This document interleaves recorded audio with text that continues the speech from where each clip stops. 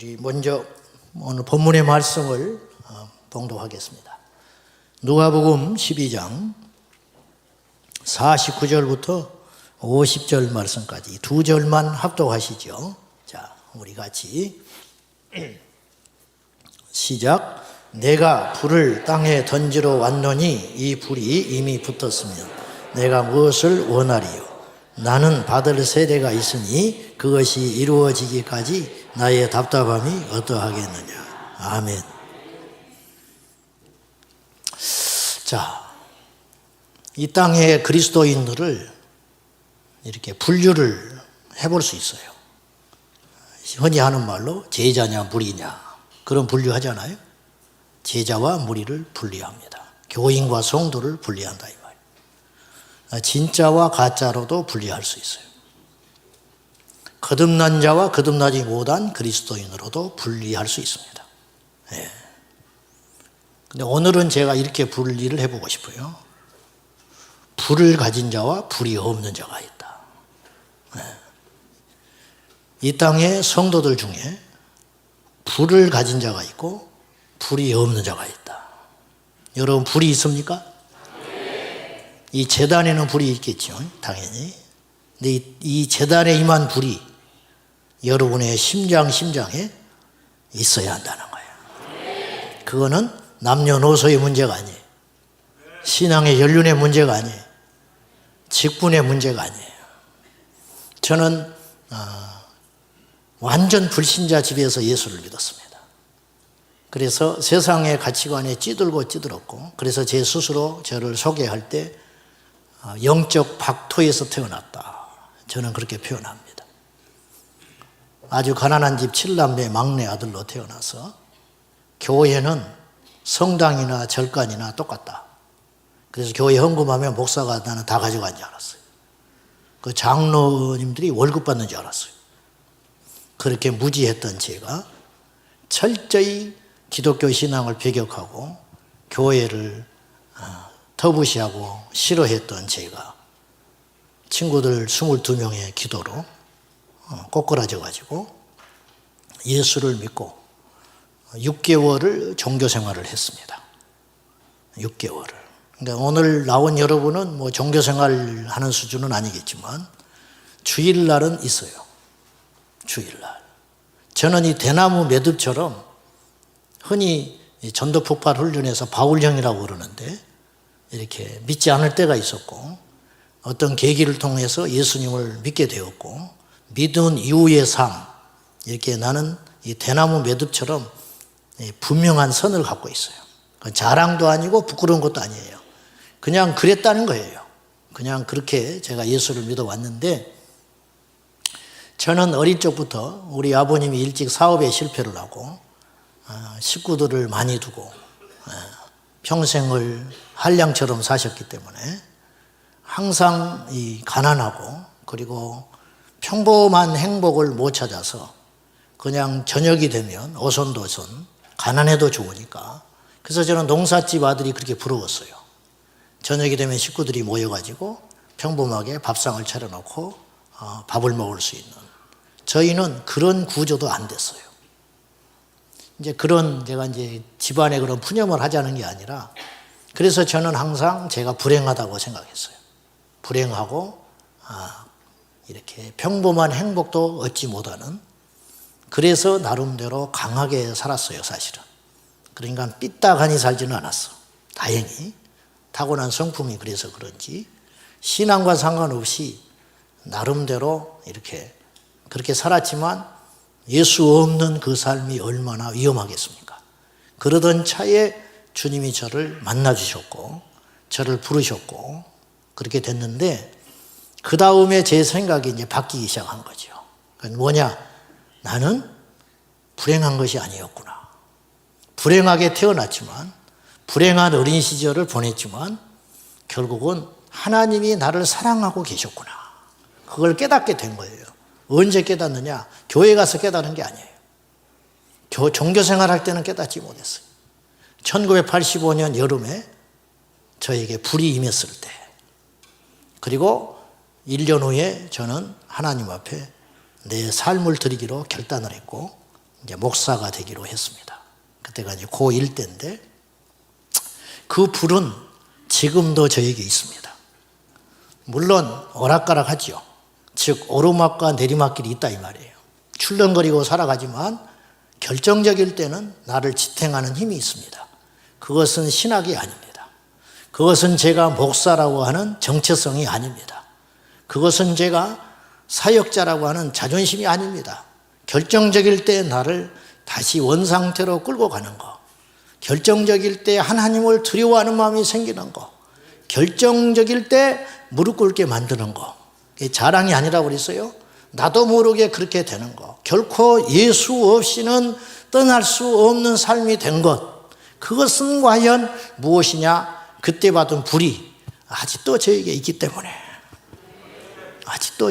때문에, 그 불은 꺼지지 않다. 꺼지지 않고 때로는 활활 타오를 때가 있어요. 때로는 그 불이 약해질 때가 있어요. 그러나 결정적일 때 이 불은 나를 지탱하는 힘이 되더라, 그런 뜻입니다. 여러분에게도 다 그래요. 뭐 저에게만 그런 일이 일어난 게 아니고 우리 목사님에게도 그러실 것이고, 이 땅에 크리스찬들, 정상적 그리스도인이라면 새삼스러운 일은 아니라고 봐요.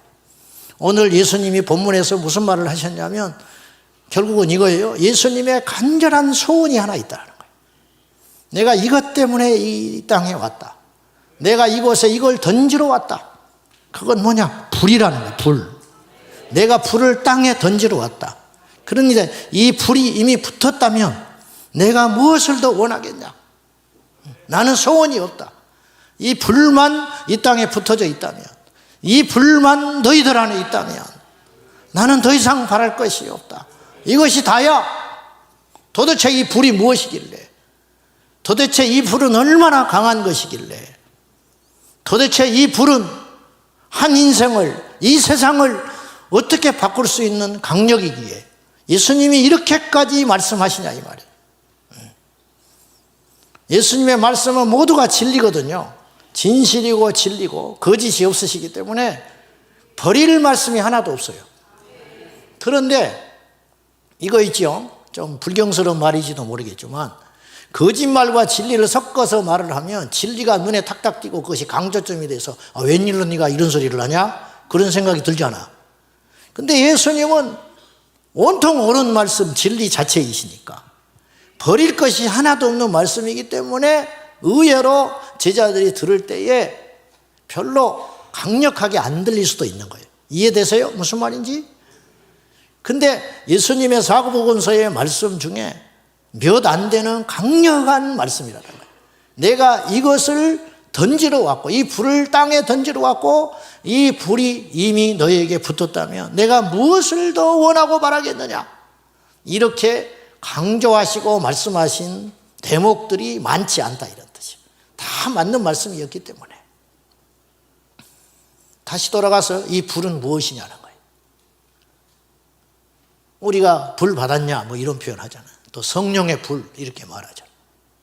다 조금씩은 맞는 말이에요. 의미는 충분히 우리가 알겠어요. 불을 던지러 왔다, 주님께서. 그리고 우리 안에 불이 있냐? 또 내가 아까 뭐 불을 받았다 뭐 이런 소리 했잖아요. 대충의 느낌은 오지요. 이걸 좀 더 우리가 고민을 해보자는 거예요. 한마디로 이 불은 힘입니다. 힘. 파워인 거예요. 세상에도 힘이 있어요. 가장 저차원적 힘이 육체의 힘이에요. 육체의 힘. 가장 미개한 힘이죠. 그래서 세상의 문명이 발전하지 않을 때는 이 힘이 강한 것이었어요. 그러나 세상에 문화가 조금씩 생겨나고 발전을 하면서 이 힘보다 강한 힘이 나타나기 시작했어요. 그것이 어떤 힘이었냐면 그 지식의 힘이라는 거예요. 그래서 패는 칼보다 강하다는 유명한 격언이 생긴 거죠. 육체의 힘보다 조금 더 강한 것이 바로 지혜요, 지식의 힘이에요. 그러나 이 힘을 압도하는 힘이 또 생겼어요. 그게 뭐냐? 권력이라는 거예요. 권력. 근데 이 권력도 이기지 못하는 힘이 있어요. 이 세상에. 그게 뭔지 아세요? 돈의 힘입니다. 여러분, 대통령은 5년밖에 안 돼요. 대통령은 절대로, 옛날에는 그것이 조금씩 가능했을지 모르나 지금은 재벌을 못 때려잡습니다. 5년만 웅크리면 돼요. 불편해도 5년만 참으면 돼요. 더럽고 안 입고도 5년만 참으면 대통령도 갈아치울 수 있어요. 이게 힘이 바로 돈의 힘이라는 거예요. 그러니까 이 세상은요, 가장 강력한 힘이 사실은 돈이에요. 자본주의 국가에 있어. 북한도 돈이 이 장땡이라. 북한이 얼마나 더러운 국가인지 아세요? 북한이 얼마나 자본주의가 득세한 국가인지 아십니까? 그 국경을 넘나들 때 얼마나 많은 비리와 달러를 얼마나 좋아하는지 아세요? 그런 나라일수록 돈의 힘은 엄청난 힘이 있는 거예요. 그런 것처럼 이 세상은 돈이야말로 가장 강력한 힘처럼 보여요. 그러나 정말 그런 것일까요? 그보다 더 강한 힘이 있다는 거예요. 영으로 지어진 인간에게 정말로 강력한 힘은 어떤 힘이냐? 성령의 능력이라는 거예요. 우리가 그걸 다 잘 알고 있어요. 오늘 여러분이 이 자리에 왜 모였어요? 5일체라고 그랬는데 지칠만도 하지. 하여튼 뭐 여러분은 이 6일체, 예, 뭐 어쨌든 죄송합니다. 죽을 죄를 졌습니다. 어쨌든 뭐 극성스러운 목사님을 만나가지고 참 애쓰십니다. 우리 사투리로 욕본다고 그러는데 욕보십니다. 욕봐. 근데 이 마지막 때 여러분을 세상에 두지 아니하고 집에 두지 아니하고 범죄한 곳에 두지 아니하고 여러분을 불러내가지고 어떻게든지 하나님을 만나게 하려고, 비전을 발견하게 만들려고, 기도하게 만들려고, 불을 받게 하려고 이 성령 강림주의를 앞두고 이렇게 하는 교회가 어디가 있겠어요? 저도 이건 안 해봤어요. 저도 좀 극성스러운 편인데 어쨌든 여러분은 왜 이 자리에 이렇게 이 극성을 떨고 모였냐 이 말이에요. 누가 밀어낸 것도 아니고 온다고 해서 뭐 특별한 눈에 보이는 것들이 생기는 가치들이 있는 것도 아닌데 과연 우리는 왜 이 자리에 이렇게 와서 무언지는 모르지만 이렇게 강력히 기도하고 우리도 금요일마다 아주 생명을 걸고 기도합니다. 생명을 걸고 기도해. 주일날 예배는 뭐 코로나가 한 번씩 오면 좀 숫자가 빠지기도 하고 뭐 그럴 때, 그러나 금요일날 숫자가 줄으면 제가 견디지를 못해. 금요일날 숫자가 줄었다 그럼 비상이에요. 그래서 제가 금요일날 출석을 불러요. 금요일날 안 왔다 그러면은 그냥 낮에는 금요일날 오후쯤 되면 카톡들이 날아오기 시작해요. 목사님 제가 이래서 오늘 이래서 저래서 출석 불러도 없으면 이해하십시오. 장로님도 내 출석 부르고 다 불러요. 또 어떤 사람은 또 안 불렀다고 또 불러달라는 사람도 있어. 또 안 불러주면 섭섭하대. 그런 유치한 짓을 내가 뭐하러 하냐 이 말. 비싼 밥 먹고. 성도들이 어린애입니까? 지금 이 시대에 말이죠. 그렇게라도 해서 한 사람이라도 와서 앉아서, 그러면 그 한 번 와서 앉아있는 그 자리에 성령의 불이 임하면 내가 경험해 본 바 그 인생이 달라지더라는 거예요. 그 한 사람의 인생으로 끝나는 것이 아니에요. 그 가정이 달라지고 그 지역이 변화되고 그가 속한 공동체가 변화되고 그 나라가 변화되는 것을 알기 때문에 이 불은 어린아이에게도 해당되는 거예요. 영은 똑같습니다. 애들도 지옥 가요. 안 믿으면. 애들도 은혜 받으면 변합니다. 나이 먹었다고 배웠다고 세상에 지식을 갖췄다고 뭐 세상에 리더십을 갖췄다고 필요 없어요. 이 불이 없으면 아무것도 못하는 거예요. 세상 바보 멍청이 되는 거예요. 영은, 영적인 것은, 신령한 것은 영으로야 분별되는 거예요. 성령 받지 않고 목회했다. 그 교회 다 죽어요. 부산에서 누가 전화 왔어요. 계속 사무실로 전화 와서 일을 못 하겠대. 전화 좀 해줘야 된대. 전화번호 좀 달라고. 전화해봤지. 했더니 목사님께 급하게 상담할 게 있다는 거예요. 목사님이 하란 대로 하겠대. 이런 사람이 제일 무서워요.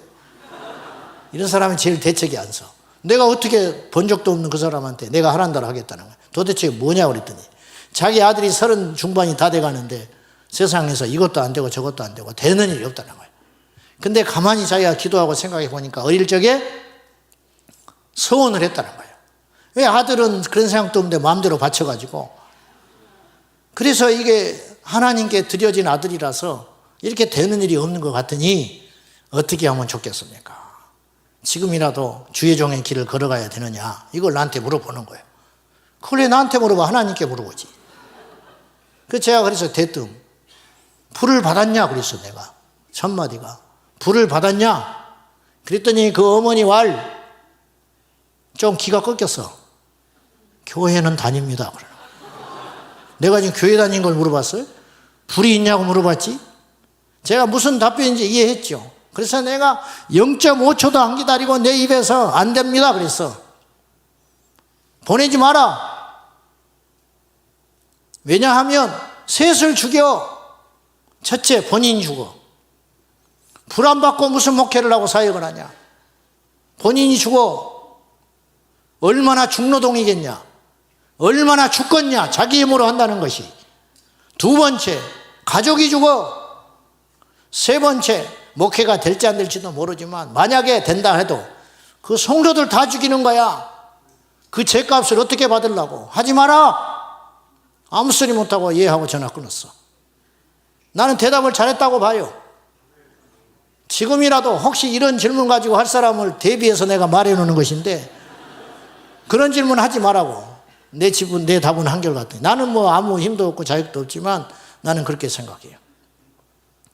90년대 80년대 말 삼각산에 올라갔을 때 초등학교 1학년 2학년 애들이 무릎을 꿇고 기도를 하는데 방언으로 2시간씩 해요.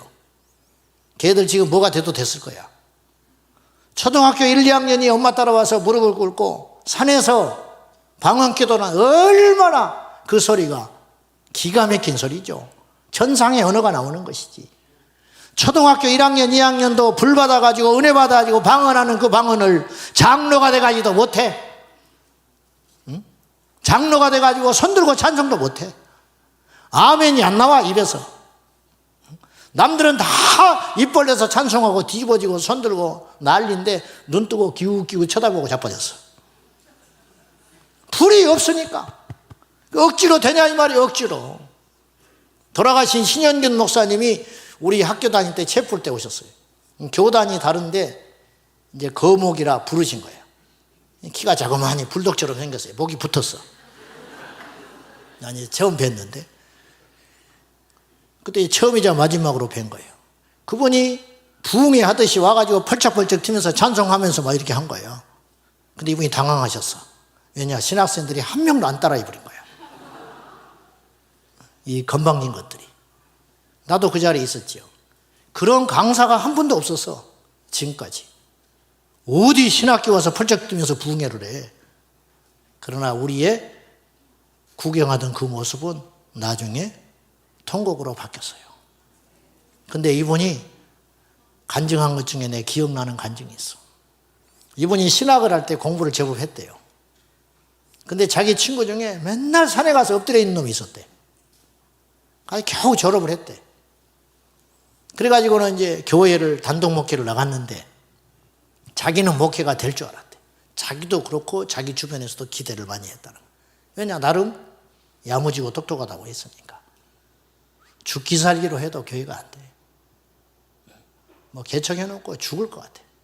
근데 들리는 소문에 산에 가서 엎드려 있던 그 친구는 교회가 막 난리가 났다는 거야. 그래가지고 자존심을 내려놓고 중요한 건 이거예요. 이게 중요한 거예요. 친구 교회를 찾아가 봤어. 금요일날. 어차피 자기는 금요일날 사람도 없으니까. 주일날은 뭐 지켜야 되지만 금요일날은 안 지켜도 되잖아. 우리끼리 있는 말로 사람 없으니까. 문 닫아놓고 간 거예요. 친구 교회를. 가서 저 뒤에서 이제 이렇게 고개 숙이고 이제 있는 거예요. 친구한테. 서로 들키면 안 되니까. 그랬더니 옛날에 학교 다닐 때 그 친구가 아니더래. 이 친구가. 그 입에서 말씀이 쏟아져 나오는데 이건 그 친구가 하는 말이 아니더라는 거예요. 이야, 저게 뭘까? 그때 깨달았어, 이분이. 나에게는 없어, 그게.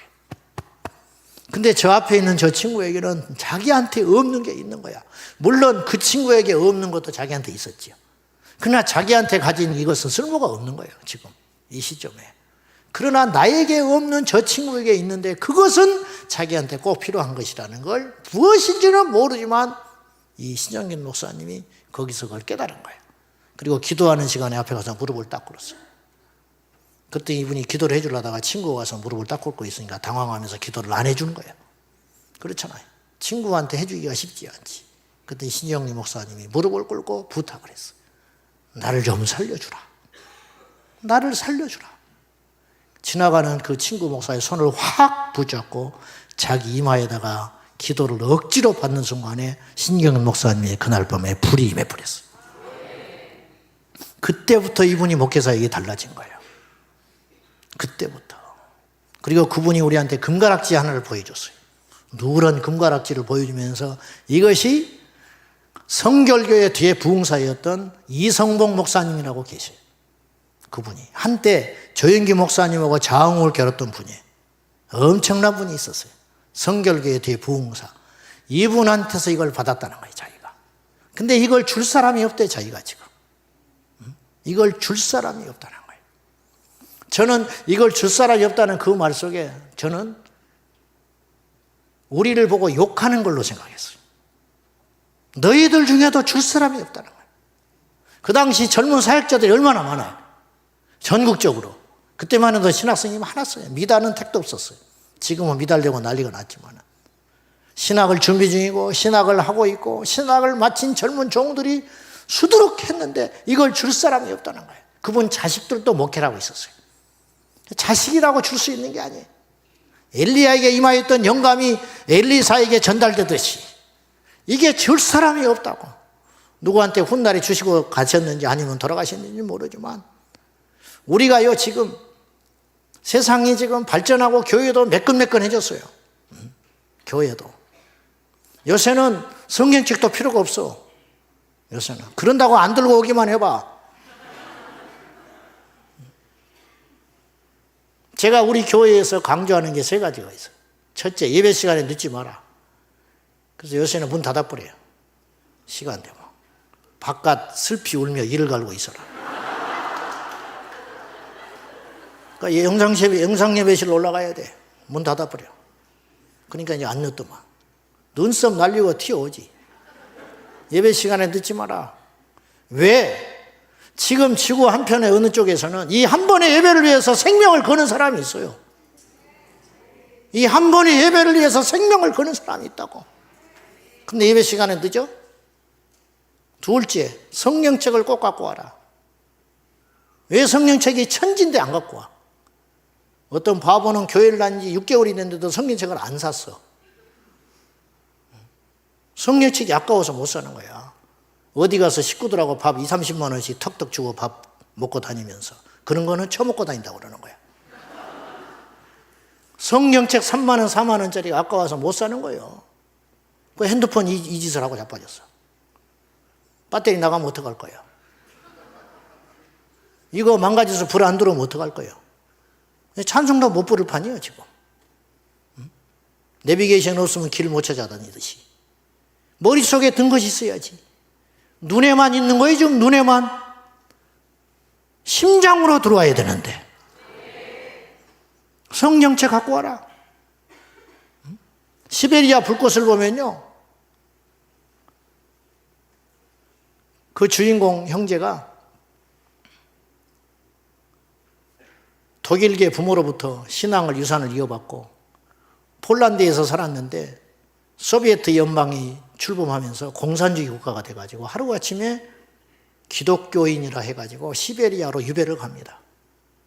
몇 날 며칠을 그 차가운 열차를 타고 가면서 빵 한 조각을 하루에 하나씩 배급받으면서 목마름에 견디면서 예수를 믿었다는 이유만으로 배교하지 않는다는 이유로 부모의 신앙의 그 유산을 따라서 부모님이 마지막까지 믿음을 지키느라고 시베리아로 유배를 가는데 시베리아 그 추운 영하 50도, 60도 육박하는 그 당시 그 눈밭에 기차에서 딱 내렸을 때 부모가 무릎을 꿇으면서 하나님께 감사의 기도를 하더래.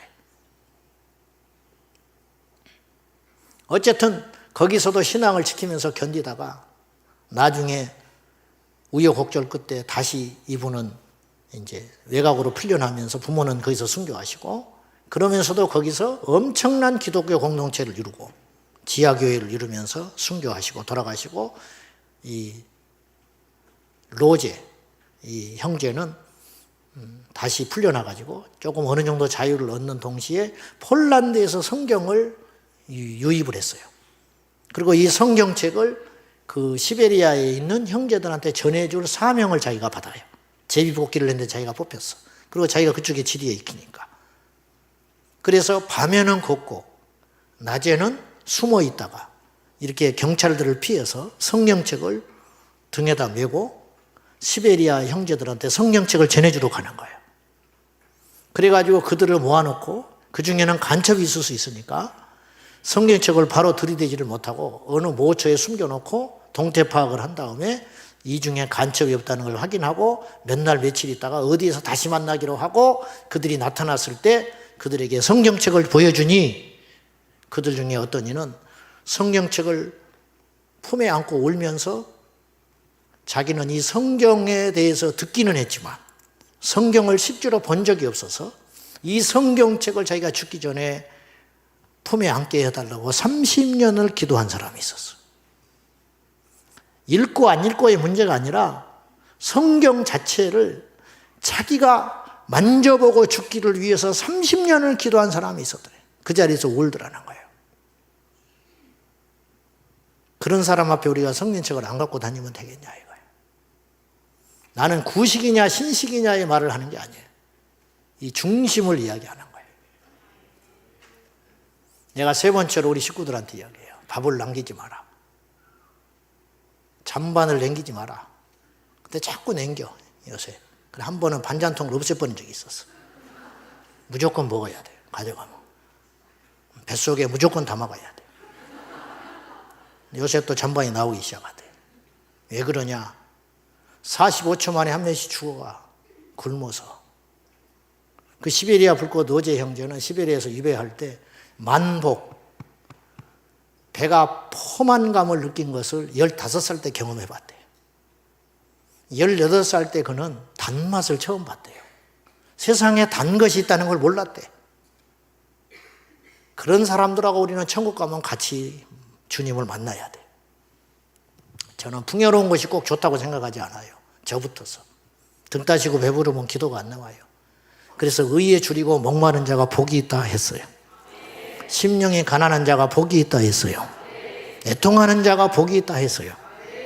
의를 위하여 핍박을 받는 자가 복이 있다 했습니다. 절대로 못 따라가. 영성이 못 따라가는 거예요. 불이 있어야 돼요. 불이 임하면 우리에게 어떤 일이 일어나는가? 힘이 생긴다는 거예요. 불이 우리에게 힘이에요. 오직 성령이 너에게 임하시면 너희가 두나미스, 다이너마이트가 나왔잖아요. 권능을 받는다. 인간이 할 수 없는 일을 해내게 되는 거예요. 저도 무슨 재주가 있어서 목회를 합니까? 이 땅의 모든 사역자들이 고백하는 거예요. 제 선배 중에 포항에서 목회하는 선배가 있는데 이분은 말더듬이에요. 얼마나 엄청나게 말을 더듬는지. 여러분 주변에 혹시 말더듬이 있으면 가까이 하지 마세요. 그 사람 흉내내면 똑같아집니다. 정말이야. 말더듬 생각만 해도 더듬어지려고 그러네. 이분은 엄청난 더듬이에요. 그래가지고 그 포항 꼴짝에서 그 포항촌에서 신학을 해서 목사 된다고 할 때 동네 사람들이 다 비웃고 말렸다네. 세상 사람 다 목회해도 너는 안 돼. 목사는 말로 먹고 사는데 네가 말더듬인데 무슨 목사를 하냐고 설교를 하냐고 동네 사람이 다 비웃었다는 거예요. 제 4년 선배예요. 근데 이분하고 제가 한 교회에서 사역을 한 기회가 있었어요. 근데요, 이분이요, 기가 막힌 거예요. 학교 다닐 적에 저희 학교 뒤에 아차선이 있었는데 자기한테 이 약점이 있잖아, 핸디캡.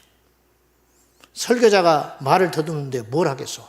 그러니까 이분이 밤마다 산에 올라가서 부르짖었어요. 근데 어떤 일이 일어났느냐? 이분은 일상 대화가 잘 안 돼요. 계속 더듬어 버리니까. 그냥 듣다가 앞에 사람이 먼저 이야기해버려. 알았어. 이 말 하려고 그러지. 그냥 이렇게 끝나는 거야. 근데 이분이 저하고 같이 사역을 했는데 9시에 교회학교 예배를 드려야 되는데 8시 반이면 교사 모임하거든요. 교사 기도해야 한다. 그때도 막 더듬어요. 회의할 때. 예배 시작되고 설교 시간에 딱 올라가면 안 더듬어 버려. 설교 끝나면 또 더듬어. 그러니까 그 교사들이 다른 거 몰라. 그거 하나만으로도 저분을 보면 하나님이 살아계신 거야. 그 영권. 아무 소리 못해요. 뭐 행정이 부족하고 뭐 필요 없어. 우리 전도사님은 기도하는 분. 우리 전도사님은 능력받은 분. 그분이 어린이 부흥사였어요. 어린이 부흥사. 말더듬이가 무슨 어린이 부흥사를 해.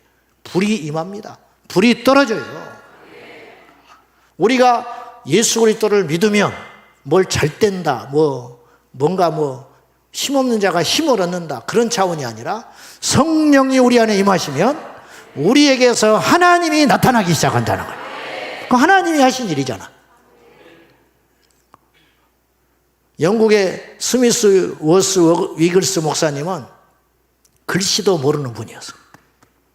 이분은 배관공인가 기술자인가였어요. 20대가 넘도록 글씨도 모른 채 그냥 그렇게 살았어요. 근데 아내를 만났는데 아내를 통해서 글씨를 배워요. 그러니까 글씨를 읽게 됐어요.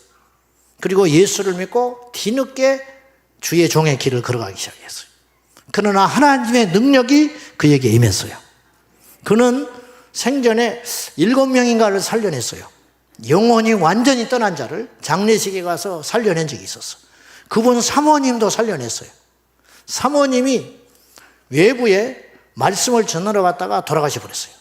죽어가지고 시체로 들어온 거야, 자기 집으로. 장례를 치러야 돼. 근데 이 목사님이 너무 애통한 거예요. 자기 아내가 밖에 나가서 사역을 하다가 죽어서 시체가 돌아왔어요. 난데없이. 그러니까 이 목사님이 너무 애통해가지고 관을 붙잡고 기도하며 예수의 이름으로 일어나라고 외쳤어요. 그때 사모님이 일어나 버렸어. 다시 영혼이 돌아와 버린 거야. 근데 이 사모님이 더 걸작이야. 살려주면 고마운데 짜증을 내더라는 거예요. 왜냐? 지금 천국 가서 주님 만나고 교제하고 있는데 왜 나를 불러냈느냐고. 그러니까 5시간 있다 다시 갔어요. 왜냐? 다시 보내달라고 사정해가지고 목사님이 울면서 보냈어요. 그랬더니 가버렸어. 한 번은 이분이 집회를 갔는데 그게 부목사님이 계셨는데 양쪽에 다리가 완전히 잘려가지고 의족을 끼고 있는 부목사님이 계셨어요. 그때 성령께서 강하게 임재하시는 가운데 이 스미스 위글스 워스 목사님이 이렇게 명령을 했어요. 내일 아침에 날이 밝거든 구두가게를 가서 구두를 사시느시오. 그랬어. 이게 굉장히 예의 없는 소리거든요. 의족을 낀 사람한테 구두를 가서 맞춰 신으라고 하니까. 그리고 이제 끝났어. 근데 이 목사님이 가고 싶겠어요? 가서 자기한테 신발이 무슨 의미가 있어? 지금 가죽 신발 이렇게 신고 다니면 되고 흉내만 내면 되는 것이고 어떻게 보면 이게 굉장히 모욕적인 말이거든. 근데 그날 밤에 잠자리에 들었는데 주의 말씀이 그 종에게 임한 거예요. 그때 이렇게 말했다고 그래요. 하나님께서 내 종이 하는 말을 들으라. 멈칫거리는 이 부목사님한테 내 사랑하는 종이 말한 바를 따르거라. 얼마나 부러워요. 내 사랑하는 종이래. 내 사랑하는 종이 한 말을 너는 따르고 순종하라고 그런 거야. 그래서 그날 아침에 기쁘게 일어나요. 그리고 아침에 일찍 구두가게를 갔는데 문을 안 열었어. 그래서 기다리다가 문이 열렸어요. 앉아가지고 이제 바지를 입고 이렇게 있으니까 모르지 의족인지. 구두가게 그 점원이 사이즈가 어떻게 되냐고 물었어요. 그때 이 사람이 순간 당황을 했어요. 왜냐? 자기는 신발을 신어본 적이 없어. 몇 사이즈인지를 몰라. 그걸 생각 못하고 온 거예요, 그냥. 그렇잖아요? 순간 그냥 둘러댔어요. 보통 뭐 얼마짜리를 달라. 그랬더니 그 구두가게 점원이 알겠다고 그러면서 거기에 맞들듯한 신발을 한 컬레 가져와가지고 딱 신겨드릴 주려고 그러는데 의족이야. 나무 의족. 옛날이니까. 그냥 서로 당황한 거야. 근데 민망할까 봐 모른 척하고 나무 우족에다가 신발을 딱 신었을 때 그 나무 우족이 발이 돼버렸어요. 그리고 나머지 한쪽에도 신발을 갖다가 신겼을 때 그 나무 우족도 역시 여상한 발이 돼버리고 말았어. 저는 이걸 믿어요. 우리에게 어떤 일이 일어나지 않는다고 그것을 부정해서는 안 돼요. 성령을 제한하면 안 된다는 거예요. 우리는 가늠할 수도 없고 제한할 수도 없는 하나님의 능력이 우리 인생 가운데 불로 임할 적에 상상할 수 없는 일이 일어난다는 거예요. 필리핀에 선교대회를 할 때 어떤 선교사님이 그 다음날 집회를 앞두고 있는데 주의 말씀이 임했어요. 종아, 내일 내가 너를 통해서 어떤 일을 할 거다. 무슨 일이십니까? 내일 손이 하나 없는 사람이 올 거다. 손목이 완전히 없어져 버린 사람이 있을 것인데 내가 그를 치료하리라. 또 눈이 하나 없는 사람이 올 것이다. 내가 그 눈을 치료하리라. 택도 없는 소리. 손이 이렇게 굽어져 있다면 편다는 것이 좀 가능해. 이렇게 굽어져 있는 사람, 다리가 달려있는 사람이 펴는 건 이해한다고. 손이 없어요. 사고로 날아가 버리고. 눈이 없다는 거예요. 눈이 사고로 잃었다는 거예요. 그걸 어떻게 고치냐는 거예요. 그래서 거절하고 있었어요. 근데 그걸 선포를 못해, 믿음으로. 계속 불순종하는데 성령께서 강하게 불순종하는 걸 꾸짖고, 그러니까 할 수 없이 견디다 못해서 거기에 수천 명이 모였는데 설교 말미에 오늘 주님께서 이 두 가지 일을 행하려고 하는데 우리 중에 혹시 손이 없는 사람 있으면 나와라. 그때 한 명 있었어. 그가 나왔어요. 진짜 나와가지고 하나님께서 당신을 고쳐주신다 했다. 뭘 고치냐고. 손이 없는데 뭘 고쳐. 뭐 있어야 뭘 고쳐보지. 이건 고치는 게 아니에요. 없는 손을 무슨 수로 고쳐. 근데 담대하게 손이 없는 그에게 기도를 하기 시작했어. 놀라지 마십시오. 손이 생기기 시작했어. 밝게 생기더래. 그러더니 손톱이 없더래요. 처음에는. 그러더니 연이어서 기도했더니 손톱이 생기기 시작하더라는 거예요. 눈이 없는 사람 나오라고 그랬어요. 그때 나왔어요. 근데 눈이 있더래. 그때 알고 봤더니 의눈을 박아서 온 거예요. 기도를 했어요. 처음에 기도했더니 눈동자가 없이 하얀 것만 생겼어요. 두 번째 기도했을 때 눈동자가 생기더니 보인다고 펄쩍펄쩍 뛰었어요. 이건 신비로운 일도 아니고 이단적인 이야기도 아닌 거예요. 하나님은 이런 일을 할 수가 있어요. 하나님은. 성령이 오시면 우리에게 그런 일이 일어나도 좋고 안 일어나도 좋은 한 가지 분명한 것은 성령을 회방하거나 제한하지 말라는 거예요. 할렐루야. 오직 성령이 너에게 임하시면 너희가 권능을 받는데 그 권능이 도대체 어떤 권능이냐는 거예요. 상상할 수 없는 권능. 귀신이 쫓겨나고 어둠의 영계가 사로잡히고 육의 것들이 풀려나고 그런 역사들 제한하지 마라. 없는 것을 있게 만드시는 하나님, 사막에 길을 내시고 물고기 2마리와 떡 5개로 5,000명을 먹이시는 역사. 인도네시아에서는요 물이 포도주로 변한 일들이 역사 속에서 수없이 일어났어요. 800명 정도가 모였는데 성찬식을 하려고 그러는데 포도주가 준비되잖아. 주님께서는 물을 떠라고 그랬어요. 물을 떠놓고 3일 후에 성찬식이 있는데 주님은 3일 동안 그 물을 떠놓고 믿음으로 준비하라고 그랬어요. 그것을 떠서 성찬식을 거행할 때 그것은 포도주가 되고 말았다는 거예요. 알코올이 없는 포도주가. 세상에서 유일하게 알코올이 없는 포도주, 하얀 백포도주, 틀림없는 포도주인데 알코올이 없는 하나님을 찬양합니다. 우리 여호와께 능치 못할 일이 있겠느냐? 여러분, 우리가 믿음으로 살아서 손해될 게 뭐예요? 말 좀 해봐. 말 좀 해봐. 믿어서 손해된 거 있으면 말해봐. 최소 천국 간다고. 최소 믿으면 천국 가. 그래 안 그래? 믿어도 가난할 수 있어요. 믿어도 병들어 죽고. 스데반 믿음이 없어서 죽었습니까? 천만에. 여러분 하나님의 역사를 보시오. 야고보는 옥에 갇혔는데 죽었어요. 1호 선교사잖아. 1호 초대교회 1호. 베드로는 옥에 갇혔는데 풀어줬어 하나님이. 여호와께서 힘이 없어서 우리를 죽게 하시는 게 아니라니까. 스데반이 죽을 때 여호와께 하나님께서 우리 예수님께서 보좌에서 일어나셨어요. 살릴 수 있는데 보좌에서 일어나셨어요. 하나님을 함부로 말하지 말라고. 예수 믿어도 가난해질 수 있고 예수 믿어도 망할 수 있고 예수 믿어도 심지어 죽을 수도 있어요. 저는 여러분에 이렇게 선포하고 싶어요. 이 양 죽는다면 선교사 가서 죽는 게 낫지. 어디 나이트클럽 가서 죽는 게 낫겠어? 제가 코로나가 기승을 부릴 때 우리 성도들한테 이렇게 선포했어요. 코로나가 교회만 있냐? 우리나라 코로나는 희한하다고 그랬어 내가. 전철에도 없고요. 식당에도 없어요. 교회 식당에만 있어. 카페 없어요. 교회 카페에만 있어. 전철에 가면 아주 딱지딱지 둘러붙어 앉아 있어. 근데 예배당에서는 떨어져 앉아야 돼. 이런 놈은 코로나가 어디가 있어? 우리나라 코로나는 교회만 역사하는 코로나입니다. 교회 온다고 코로나 안 걸리냐? 걸릴 수 있다. 그러나 코로나 걸리려면 교회 와서 걸려라. 응? 그래 안 그래? 내 말이 맞는 것 같지만 틀린 것 같지만 맞는 거야. 뭐하러 미쳤다고 술 처먹다가 코로나 걸리냐? 삼겹살 구워 먹다가.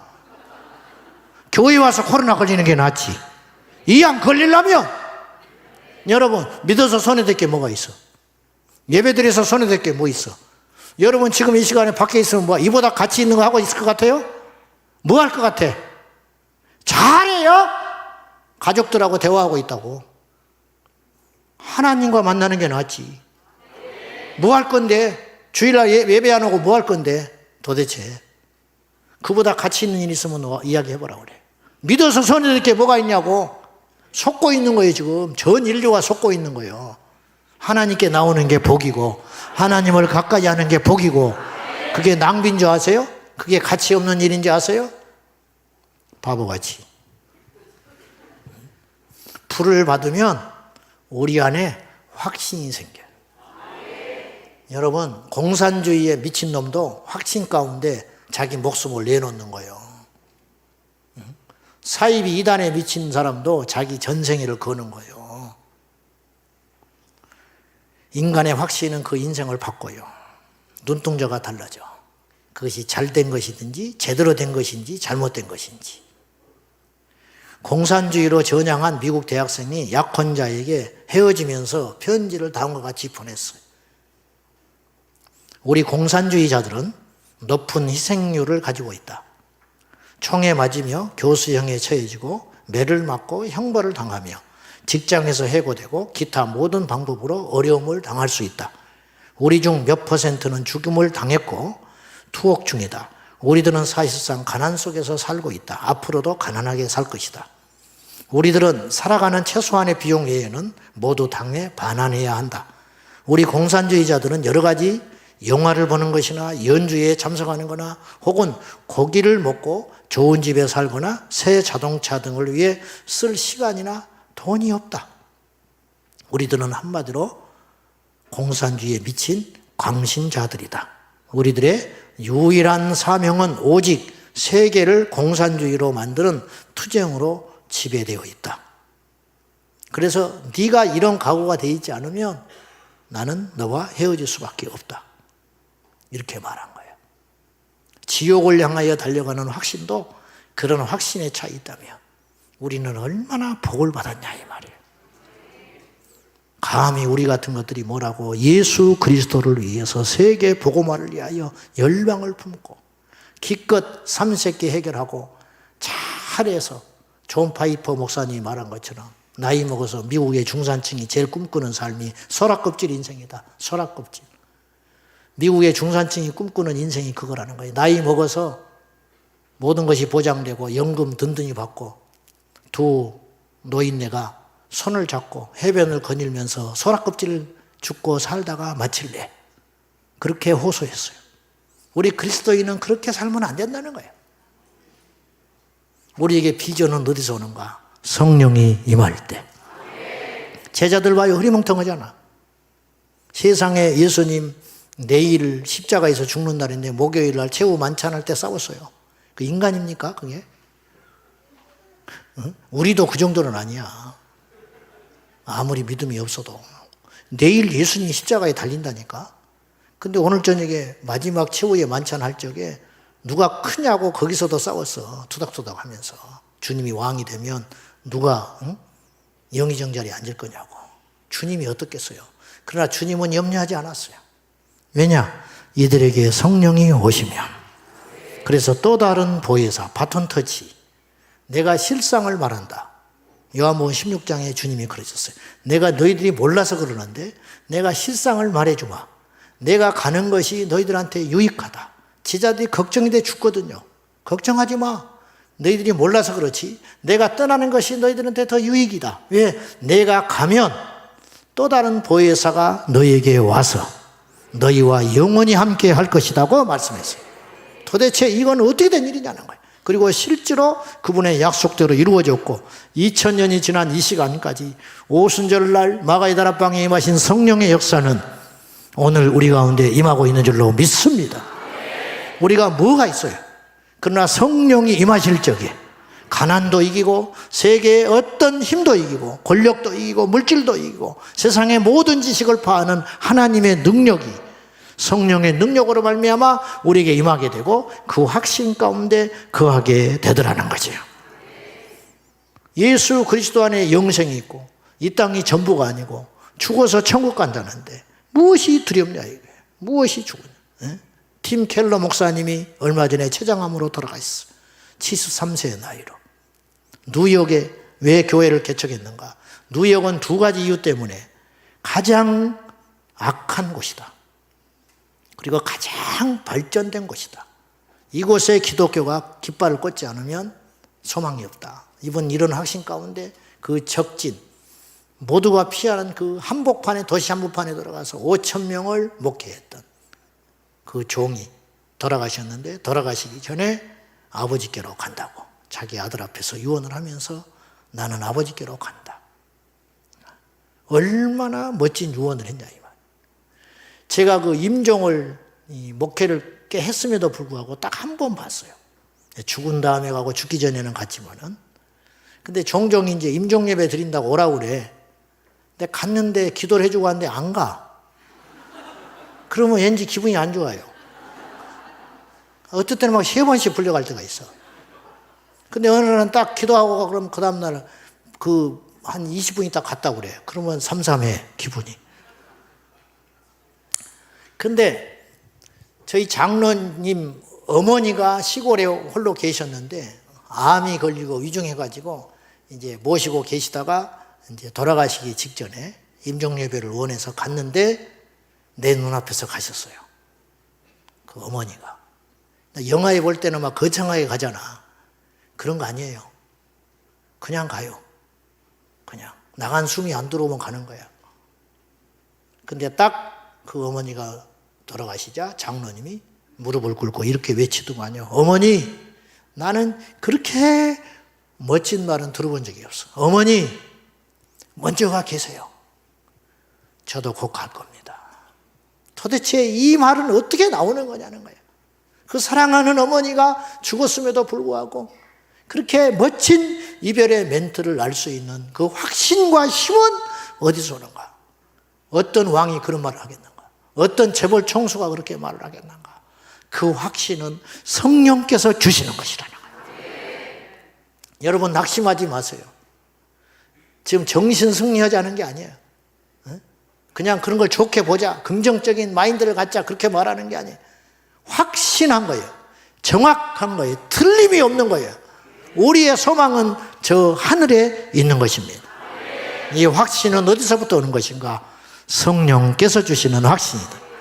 그 확신이 있기 때문에 우리가 순교하는 거예요. 그 확신이 있기 때문에 결정적일 때는 예수를 택하는 거예요. 그 확신이 있기 때문에 우리가 어떤 위협이나 어떤 유혹이나 어떤 상황 속에서도 우리가 흔들리기는 해요. 제가 이런 표현을 자주 쓰는데 바람이 불면 흔들릴 수 있다. 우리가 로봇도 아니고 흔들릴 수는 있다. 그러나 뽑히지 말아라. 뽑히는 것하고 흔들리는 건 다른 거예요. 제가 주님을 만나기 전에 믿는 자들의 확신은 이방인들에게 예수 그리스도를 보여주는 강력한 표징이 돼요. 전도라는 건 뭐냐? 입으로 하는 전도도 있지만 믿음으로 하는 전도가 있어요. 믿음으로. 보여주는 전도를 하는 거야. 저는 아까 종교인으로 6개월을 지냈다고 그랬잖아요. 그게 더 길어졌다면 난 어떻게 됐을지 몰라요. 그래서 뛰쳐나가는 사람이 있는 거예요. 불이 없기 때문에. 하나님을 만나지 못했기 때문에.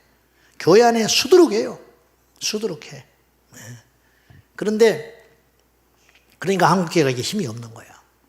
종교인이 많으니까. 불교인이 무슨 힘이 있어?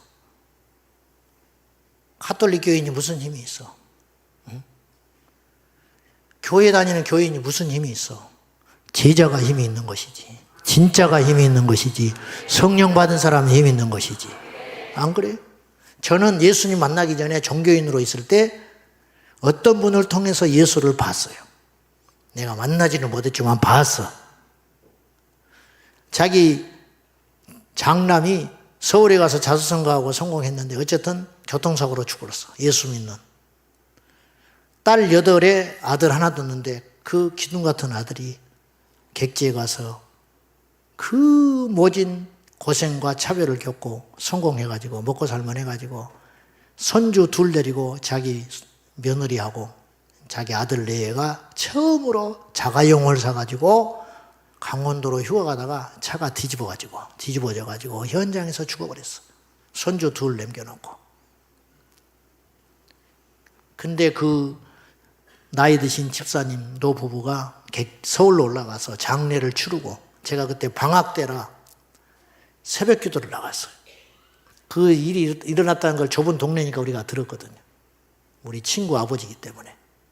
근데 그때 공교롭게도 내가 그날 새벽 기도를 갔어요. 억지로. 교회에서 나오라고 해가지고 출석 체크할 때. 종교인이니까 간 거야. 주님 만나러 간 게 아니고 쪽팔리니까. 안 가면 성가시니까. 그러니까 입이 한대발 나와가지고 방학 때 새벽 기도 가서 앉아있는데 어제 장례에 마쳤을 법한 그분이 손주 2을 데리고 예배당에 와서 제일 앞에 앉아와서 새벽 기도를 나온 거예요. 나는 거기서 뭔가를 봤어. 도대체 믿음이라는 게 뭐냐.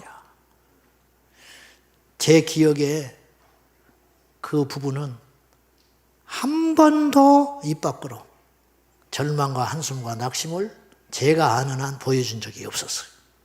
그 시골 초원부 집사님 부부가. 그것이 확신이라는 거예요. 그거. 요새는요, 바람만 불어도 흔들려. 김장철만 돼도 예배당이 숭숭 비어. 김장마귀가 흔들고 돌아다녀가지고. 가을 되면 단풍마귀, 초겨울 되면 김장마귀, 봄 되면 또 봄바람 마귀가 돌아다니지, 여름 되면 여름 휴가가 돌아다니지, 여름 휴가 마귀. 이게 사실인지 모르지만 제가 신학할 때 프랑스는 교회가 2달간 문 닫는다고 그러대. 여름 때, 휴가 때. 이런 바람들이 한국교회에 밀려오기 시작했어요. 지금 코로나 이후로 새벽 기도를 안 하는 교회들이 많대요. 이민교회 같은 경우도 그런 데가 많이 생겼대요. 죽으려고 한장한 거야. 죽으려고 한장해. 자꾸 살 길인데 죽을 길로만 가는 거예요. 사랑하는 여러분, 우리에게 문제가 있어서 주지 않는 게 아니에요. 불이 없어서 주지 않는 거예요. 오늘 우리 다시 시작할 수 있어요. 이 불이 임하면. 그래서 교회에는 불이 있어야 돼요. 예배에 불이 있어야 돼요. 제가 어느 날 이 불을 주제로 성경을 쭉 읽어보니까 성경이 불로 가득 찬 책이더라고. 불로. 최초의 불이 창세기 3장에 화영검이 나와요. 모세의 떨기나무에 임했던 불. 하나님의 불이라는 건요, 엄청난 신비가 있어요.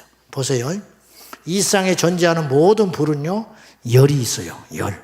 그래서 과학자들이 매달리는 게 이게 다 지금 열 나옵니다. 이 등에서 열이 엄청나게 나온다고. 근데 옛날보다는 덜 나와. 그래서 이게 수명이 오래 가는 거야. 만약에 열이 없는 빛을 만들어낼 수만 있다면 엄청난 부를 가질 수 있어요. 모든 빛에는 열이 나와요. 그러니까 이게 기계들이 수명이 단축이 되는 거예요. 근데 이 세상에 유일하게 열이 없는 빛이 있어. 하나님이 창조하신 빛. 어떤 빛인지 알아요? 반딧불. 반딧불은 열이 없어. 과학자들이 반딧불을 잡아놓고 수없이 연구했어. 반딧불과 같은 빛을 내려고. 열이 없는 빛. 하나님만 창조할 수 있는 빛. 창세기 1장 3절에 태초에 하나님이 천지를 창조하시고 빛이 있으라 하매 빛이 있었지요. 이 빛은 불연소성 불이야. 무슨 말이냐? 태우지 않는 불이라니까. 넷째 날에 드디어 태우는 불이 나와요. 해와 달을 만드셨잖아. 그 전에 빛은 열이 없는 빛이라니까. 모세 떨기나무에 붙은 불은 열이 없는 불이야. 엘리야의 재단에 임하였던 불은 열을 동반한 불, 빛. 그렇죠, 여러분? 오순절날 마가다락방에 임했던 불은 열이 없는 불, 성령의 불. 물론 불로 표현을 한 것뿐이지 실제 불은 아니에요.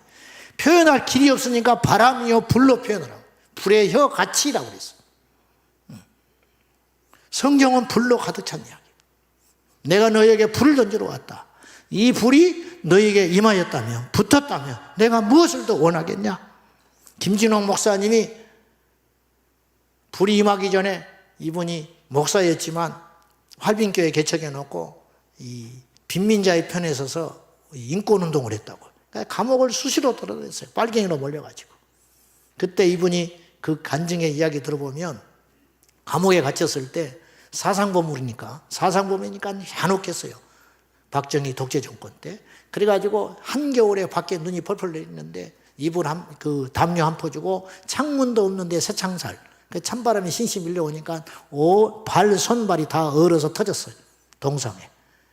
근데 자기가 죽었으니까 그때 하나님을 찾았어요. 그래가지고 성경책을 감옥 안에서 읽다가 이분이 너무너무 춥고 손발이 얼어 터져가니까 성경을 읽으면서 불 나온 건 전부 동그라미를 쳤다는 거예요. 그렇게 불만 만나면 동그라미를 치고 성경을 읽는 중에 갑자기 신비한 체험을 하게 됐는데 갑자기 그 차가운 냉기가 흐르는 감옥 밑바닥이 온돌처럼 뜨끈뜨끈해지기 시작하더라는 거예요. 바닥을 만져보니까 실제로 뜨겁더라는 거예요. 벽을 만지니까 벽이 뜨끈뜨끈하더라는 거예요. 온풍이 불어오기 시작하더라는 거예요. 나중에 보니까 손발에 동상이 다 치료돼 버리고 없더라는 거예요. 이분이 거기서 하나님 만난 거예요. 여러분, 인간의 지식, 인간의 능력, 인간의 잘남 아무것도 필요 없어요. 오직 성령 안에서. 그러니까 순서가 있는 거예요. 불 받고 공부해라고. 공부하려면 신학을 하려면 불 받고 신학해라 이 말이야. 불 받고 사역을 하려거든 어설프게 하지 말고 불을 가진 자가 사역을 하라. 그것이 순서랍니다. 선교사로 나가려면 불을 받고 나가라는 거예요. 나가서 불 받을 생각하지 말고. 이해되시면 아멘 하세요. 불이 우리에게 먼저 있어야 된다. 불이 있어야 된다. 불이 있는가? 불. 이 불은 무식함이 아니에요. 이 불은 어쩔 수 없는 게 아니라네. 이건 선택이 아니에요. 반드시 예수 믿는 우리에게 임할 그 불이 오늘 우리 안에 다시 일어나기를 예수님의 이름으로 축원합니다. 예배에도 불이 있어야 되고 교회에도 불이 있어야 되고 모든 우리 삶의 영역에. 자, 마지막으로 그러면 우리에게 불이 임할 때 성령이 우리에게 임하면 우리는 과연 어떻게 살아가야 되냐는 거예요. 막 거품 물고 뒤로 넘어져야만 하는가? 넘어지기만 해. 어디 갔더니 넘어져가지고 아이고 어디 수련회 갔더니 넘어졌네. 그냥 거기는 다 넘어져 버리더만 그냥 희한하게 다 넘어져 있어. 담요 다 덮어놨어. 나는 무덤에 온 줄 알았어. 근데 한 사람이 담요도 없었다. 모자라가지고 그 사람만이 한쪽에 담요가 없더만. 그래가지고 이제 찬송을 이렇게 막 하잖아요. 앞에서 이제 분위기 해가지고 찬송 이렇게 하면 일어나라 그 소리야 이제 그만. 이제 찬송도 하고 막 이렇게 뭐 일어나야 할 거 아니야. 근데 이 사람은 초신자의 또 모양이야. 다 일어났어, 이제. 이불 개고 이제 다시 자리로 다 들어갔다고.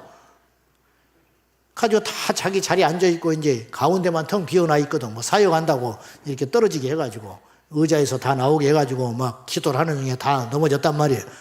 막 거품 물고 막 그렇게 하고 막 덜덜 떨고 막 이렇게 했다고. 난 그걸 부정하는 게 아니에요. 그랬다 이 말이에요. 그래가지고 한 20, 30분 흘렀으니까 이제 슬슬 찬송하고 그러면 이제 다 알아. 아, 이제 일어나라는 것이구나. 그리고 이제 기도하는 척 하고 있지만 다 듣고 있잖아. 다 하면 우리 다 경험했잖아요. 이제 다 들어가 앉은 거야. 근데 이 초신자, 이놈의 초신자는 타이밍을 놓쳐버렸네. 그래서 내가 이제 앞에서 저기 봤어요. 죽으려고 그러더만 혼자 눈을 감았다 떴다. 뭐 일어나지도 못하고 그대로 있지도 못하고 그대로 있자니 추워 죽겠고 일어나자니 다 일어나 버렸는데 혼자 뭐 일어나서 가기도 멋졌고 그냥 모든 사람이 그 사람을 쳐다보고 있는 거야. 얼마나 깊이 입신을 했는지 도대체 뭘 보고 오는지 저렇게 오랫동안 자빠져 있구나. 그러고 이제 막 전부 그 사람만 찬송하면서 이제 보고 있는 거야. 그러니까 더 못 일어나. 내가 눈치가 빠르잖아. 저 사람을 구원해 줘야겠더라고. 저 인간을 구원해야 된다. 그래서 내가 갔어. 가가지고 이제 그만 일어나시오. 그때 벌떡 일어나 버리더라고. 혼자는 못 일어나요. 벌떡 일어나. 그래서 내가 손잡고 데리고 왔어. 고맙다고 그러더라고. 성령이 임해서 떨어서 뭐 할 건데. 방언이 좋은 것이죠. 저는 방언을 받았으니까.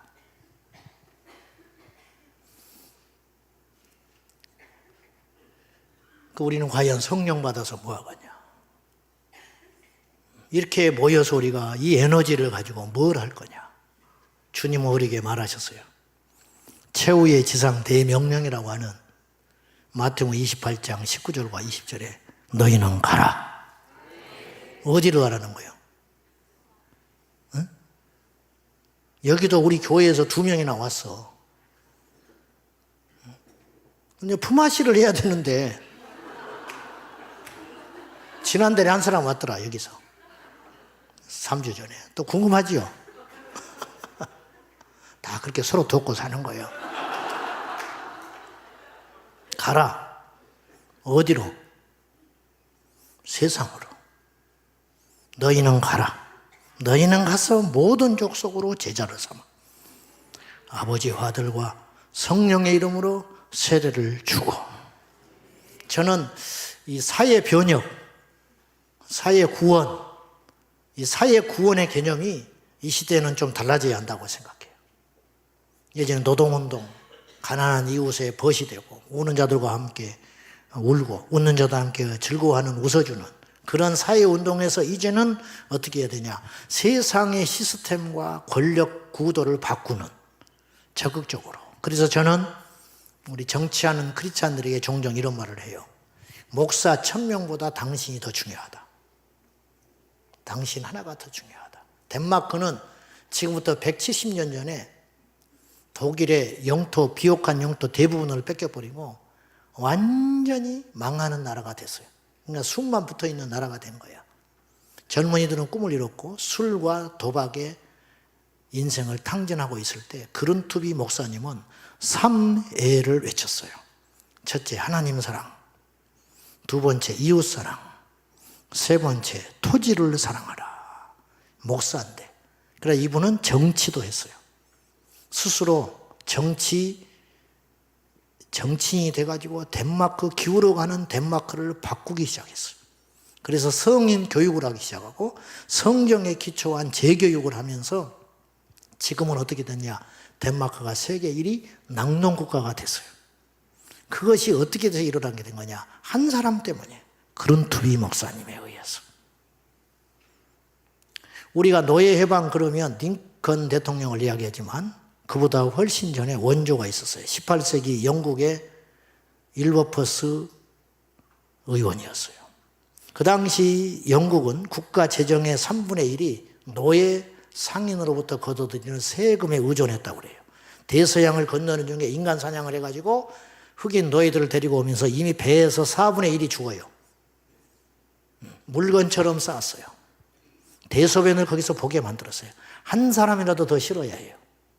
쇠사슬을 채워가지고 차곡차곡 층층이 사람들을 짐짝처럼 다루어서, 그래서 밑에 깔린 사람들은 죽어나갔어요. 죽어버린 사람은 그 바다에서 다 대상되어서 버렸어요. 그래도 노예 상인들은 손해를 안 봐요. 왜냐? 보험을 들었기 때문에. 그래서 죽고 사는 건 관심도 없어요. 한 명이라도 배에다가 잔뜩 싣고 오면 그것이 돈 버는 것이었어요. 그래서 이미 영국에 도착할 때 4분의 1은 다 바다에서 고깃밥이 되고 말았어요. 그래서 세금을 엄청나게 거둬들이고 경제 부가 일어나기 시작했다는 거예요. 그때 1780년 21살의 나이에 영국 하원 의원이 윌리엄 울버포스가 당선이 됐어요. 그러나 그는 크리스찬이었어요. 그는 이 법을 바꾸고 싶었어요. 그는 살해 위협을 엄청나게 받았어요. 노예 사업을, 노예 무역을 통해서 먹고 사는 사람들이 수없는 암살 위협과 살해 위협을 받았어요. 그러나 그는 끝까지 굴하지 않았어요.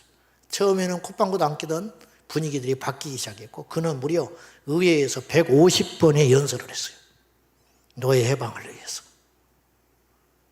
그리고 마침내 1807년에 노예 매매법이 바뀌기 시작했어요. 이제 사람을 사고 팔 수 없다. 거기에 만족하지 않고 노예 제도 자체, 흑인 노예 자체를 폐지하기 위해서 운동을 했고, 1833년 마침내 7월 달에 이 법안도 통과됐어요. 일버포스가 의회에 나간 지 53년 만에 이 법을 통과시켰어요. 근데 이 법이 통과되는 것을 병상에서 듣고 3일 있다가 죽었어요. 오늘 이 시대는 이런 사람들이 필요해요.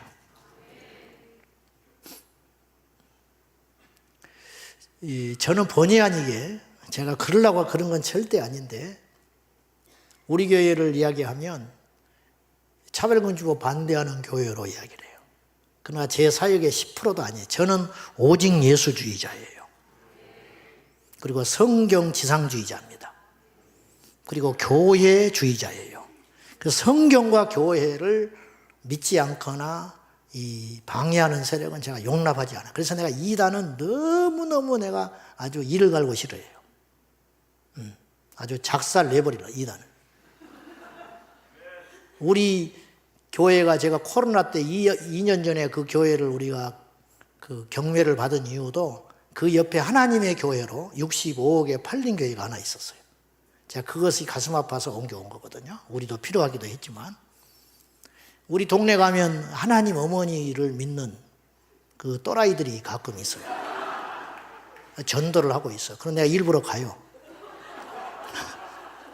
일부러 청바지 입고 잠바 입고 가가지고 가면 막 저보고 예수 믿으라고 그래. 이걸 믿으라고 그래. 그 하나님 어머니? 내가 장길자가 하나님 어머니야? 응?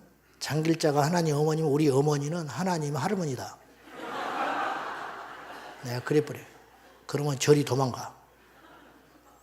그 저리 갔다가 분이 안 풀려서 다시 가. 내가. 그러면 저리 도망가 버려. 우리 교인 전도팀이 290명 있거든요. 주일날 코로나 때도 계속 전도했어요. 코로나 때도.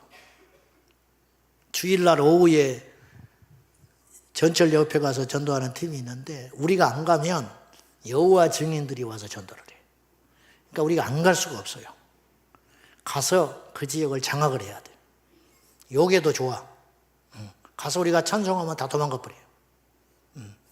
마귀를 대적하라. 그리하면 피하리라. 여러분, 가짜도 저렇게 설치되고 있어. 우리 어머니가 옛날에 이런 말을 했어요. 어려운 살림에 우산도 별로 없고 그럴 때 비가 조금 오면 우산 들고 나가려고 그러면 우산 망가뜨리죠. 잊어버리고 하니까 밉잖아. 그러니까 저한테 이렇게 해서, 야, 저 비에 뼈다귀에 물 안 들어가 그래. 나한테 미워서. 입값 비에 우산 들고 나가냐. 뺐다고에 물 안 들어간다는 거예요. 우리 어머니는 아주 진리만 이야기하는 분이야. 어떻게 대학도 안 나온 분이 그렇게 이빠른 소리만 하는지 말이야. 저 비 맞아서 뺐다고에 물 안 들어간다는 거예요. 세상에서 제일 좋은 게 뭐냐? 두 가지가 있대, 나한테. 뭐예요, 그러면? 마른 논에 물 들어간 거다고? 자식 입에 밥 들어가는 거야. 틀린 말이 하나도 없어. 틀린 말이. 우리 어머니가 교회 안 다닐 때 저한테 이렇게 말했어. 야야, 교회도 마음 편하고 돈 있어야 가. 내가 그것이 다 마음속에 뼈저리게 느껴가지고 제가 교회를 내가 개척하고 한 번도 헌금 주머니를 돌려본 적이 없어요. 사람이 없으려면 1,000원짜리 하나가 없어서 교회 못 올 수도 있겠다. 내가 목회하는 한 그런 성도가 없도록 해야겠다. 돌리면 당연히 더 조금이라도 늘어나겠지. 하나님 안 받아. 주보에 이름 안 내리라. 내가 결심했어. 어쨌든 우리 어머니는 명언제족이라. 제가 무슨 말씀을 드리려고 하냐. 여러분, 욕먹는다고 우리 기분 나쁠 필요 없어요. 비 와도 뺐다고에 물 안 들어가. 예수 그리스도를 믿고 복음을 전하고 성령을 받아서 말씀대로 살다가 세상에서 핍박을 당해도 우린 죽지 않아요. 걱정하지 마. 담대하게 이 세상을 이기는 강력으로. 그래서 여러분 행동으로 나가야 돼. 행동. 자, 정신 승리만 하면 안 돼. 우리끼리. 우리는 승리하였네. 찬송 백날 해봐. 뭘 승리했는데? 응? 목만 아프지. 정신 승리는 필요 없어요. 정신 승리가 어디서 나온 말인지 알죠? 응? 그건 시간 없으니까 나중에 찾아봐요. 병아리와 닭이 이런 대화를 했어요. 하루는 아들 병아리가 아빠 닭에게 물었어요. 아빠, 우리는 왜 벼슬이 있어요? 그랬어. 벼슬. 머리에 있는 벼슬. 아빠 닭이 이렇게 의시되면서 이야기했어요. 그건 우리 적들에게 우리의 위험을 가시하기 위함이지. 아, 그렇구나. 그럼 아빠, 우리 주둥이는 이렇게 뾰족하고 날카롭죠? 그건 적들을 무자비하게 공격해서 혼내주기 위한 것이지. 그럼 우리 목소리 왜 이렇게 커요? 그랬더니 그건 적들의 기선을 제압하기 위한 것이지. 한참 생각을 하던 아기 병아리가 아빠 수탉에게 이렇게 물었어요. 그런데 아빠, 왜? 그런 힘을 가진 우리가 왜 이 닭장 안에서 있는 거죠?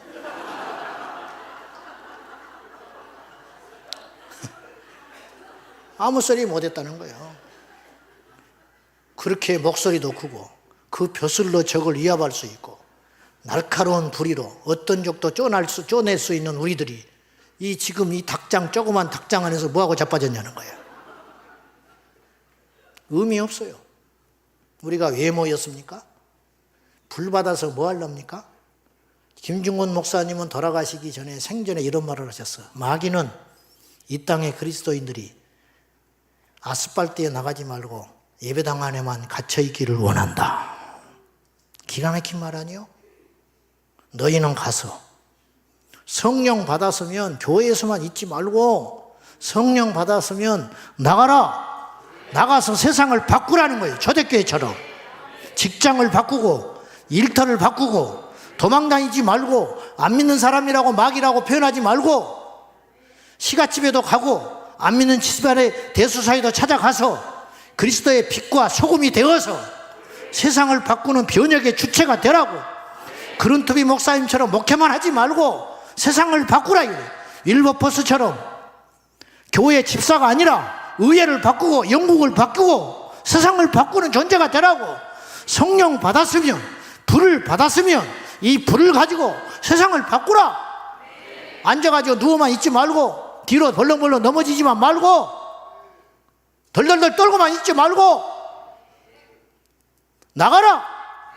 나가서 원수 마귀를 대적하고 국회에도 가서 바꾸고 21대인데 지금 20대 국회의원 중에 정확히 300명 중에 150명이 명목상 교인이었어요. 집사, 장로, 권사. 그런데 그들이 포괄적 차별금법을 제정하려고 그래요. 어떻게 해석을 해야 돼, 이거를? 저는 정치 목사 아닙니다. 그러자 그런 게 아니에요. 그러나 거꾸로 생각해 봅시다. 우리나라 기독교가 약 150년 역사를 가졌습니다. 150년 역사를 가진 한국 기독교가 어떻게 기독교 이름을 가진 정당 하나도 못 만들었냐, 이 말이에요. 왜 이 모양 이 꼴이 되냐? 700만 명이 그리스도인이라는데, 적게 잡아도. 그 중에 2단 한 150만 빼고 530만 정도가 크리스찬인데 10분의 1인데 어째서 세상을 못 바꾸고 이렇게 밀려나고 있냐, 이 말이에요.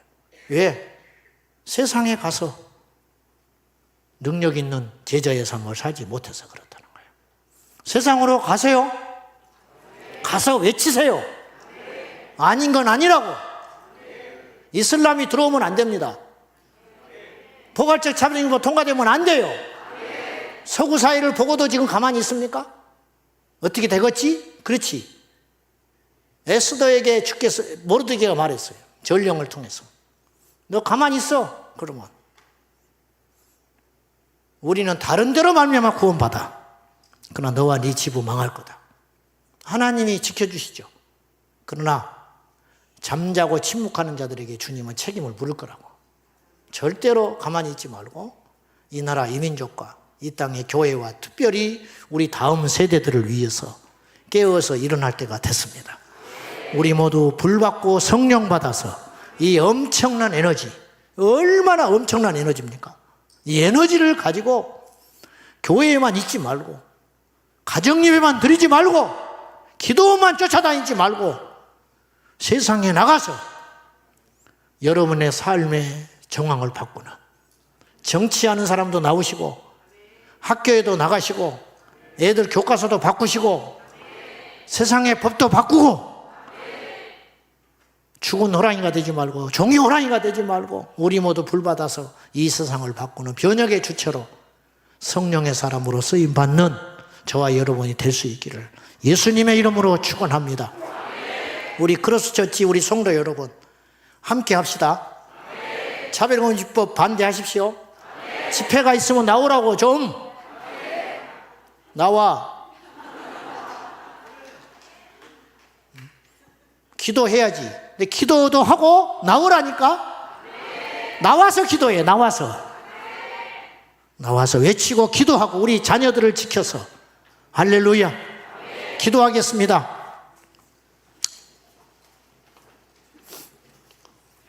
이 시간에 기도할 적에 주여 우리에게 불을 내려 주십시오. 이 불을 가지고 세상에 나가겠습니다. 주님께서 소원이 있다. 이 불이 너에게 있다면 내가 무엇을 더 원하겠느냐. 주여 우리가 아버지의 소원을 이루어드리겠습니다. 주여 내가 불을 받겠습니다. 주여 내가 세상을 바꾸는 변혁의 주체가 되겠습니다. 세상에 나가서 소금이 되고 세상에 나가서 빛이 되겠습니다. 세상이 더럽고 악하니 오염된 것들을 깨끗하게 불러 태워내는 예수님의 제자의 삶을 살겠습니다. 주님의 제자가 온 세상을 바꿔놓았듯이 우리 크로스처치 교회가 이 지역과 이 민족을 바꾸는 변혁의 주체가 되게 하여 주시고 저희가 그러한 주체가 되게 해달라고 우리 다 같이 말씀 붙들고 우리 주님 크게 세 번 부르며 동성으로 시간이 많이 갔지만 우리 하나님께 간절히 불을 주셔서 이 불로 세상을 바꾸게 하여 달라고 다 같이 기도하겠습니다. 두 손 들고 기도하겠습니다. 주여 주여 주여 아버지 하나님 우리에게 불을 내려 주시옵소서. 우리의 심령에 불을 내려 주시고 이곳에 불을 내려 주시옵소서. 불이 이미 붙었다면 내가 무엇을 더 원하겠느냐. 주여 우리에게 불이 임하사 아버지 하나님의 능력을 행하게 하여 주시고 아버지의 뜻을 이 땅에 가져오게 하시고 저 악과 더러움과 음란과 배역으로 가득 찬 이 약한 세대를 향하여 예수의 산 증인이 되게 하여 주시고 우리들이 가는 곳곳마다 예수 생명, 예수님의 능력, 예수님의 진리가 날마다 불꽃처럼 일어나도록 도와주시옵소서. 아버지 우리에게 불을 내려 주시옵소서. 이 종에게 불러 충만하게 타오르게 하시고 이 땅의 모든 교회들이 불이 임하게 하시고 이 땅의 모든 교회 강단마다 불이 임할지어다. 불이 임할지어다. 불이 임할지어다. 우리여 성령의 불러 임하게 하여 주셔서 특별한 시즌을 준비할 수 있도록 이제 코로나가 엔데믹으로 바꾼 이 시점에 아버지 침체된 한국교회가 불같이 일어나게 하여 주시고 신을 외치게 하시고 예수의 생명을 전파하는 강력한 종이